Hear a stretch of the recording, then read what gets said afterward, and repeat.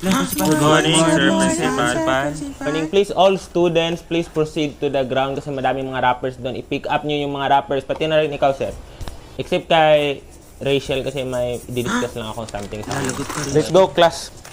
Baby girl, sorry, matagal ako nakabalik ako kasi 1 month yung seminar namin eh. I miss you.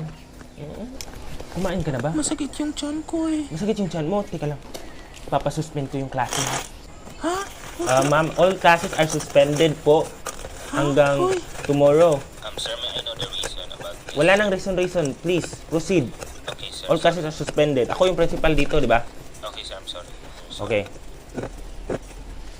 May mga na-confiscate akong phone kanina para sa'yo lahat to, ha? Ang sweet mo naman. I love you too. Tsaka marami din nito sa bio ko. Punta ka lang. May good news ako sa'yo. Ikaw yung valedictorian sa class natin. Mga hayop kayo. Magpapaliwanag kami. Papaliwanag ka. Namamagitan na pala yung dalawa. Mga hayop kayo. Rachel, sir, Hindi totoo.